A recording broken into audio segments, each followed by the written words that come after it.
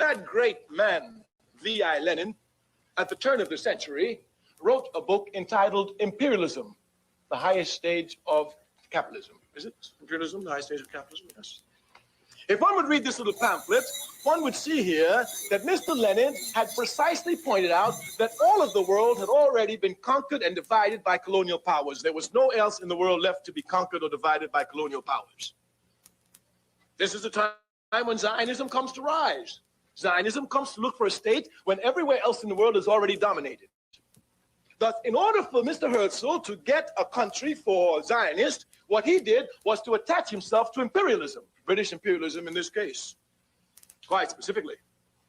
Of course, as an African who suffered under the heels of British imperialism, I can have no love for it, and certainly I cannot love anyone who attaches themselves to it and attaches themselves to it for the foundation of a state and then call this a liberation movement. Liberation movements fight against imperialism, not with it.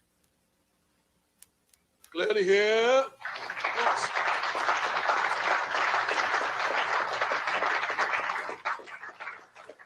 The legal foundation of the State of Israel is what is known as the Balfour Declaration.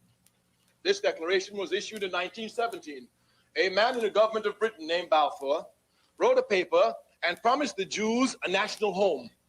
The national home he promised them was an area which Britain was colonizing, Palestine.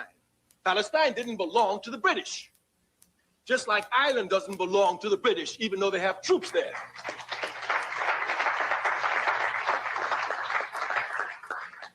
But here, these British imperialists signed a note and gave it to the Jews, and they accepted it. Where is the morality for this?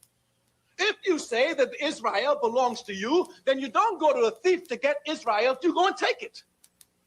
Once you go to an immoral being, such as British imperialism, and this is the basis for you getting the land, then clearly here those who are truly liberation fighters must question this. The basis, we say, is the Balfour Declaration, and Zionists know it. The Zionism is certainly not a liberation movement because it never fought against any imperialism. As a matter of fact, today, Zionism is the baby, child, and infant protector of imperialism in the Middle East. It carries out the interests of American imperialism. As a matter of fact, Zionism and American imperialism is like this. If our tax dollars would stop giving money to Israel, the state would sink tomorrow. And certainly no one can deny that American imperialism is the leading imperialist nation in the world. So we cannot see how a liberation movement is so tied, string and ham to American imperialism. They work hand in hand with American imperialism. Thus, they can hardly be a liberation movement. In addition to this, Zionism has nothing to do with anything religion, nothing. All religions are concerned with human beings after they die. That's what religions are for. Islam will tell you what happens to you when you die. As a matter of fact, this which forces you to live a good life so that after death, you'll be able to enjoy the rewards of heaven. The same is true for Judaism. But Zionism says nothing about the individual after they're dead. They don't give a damn about you.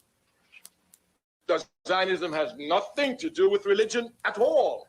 And one should not make the confusion here. The Palestinian state belongs to the Palestinian people. This is a fact.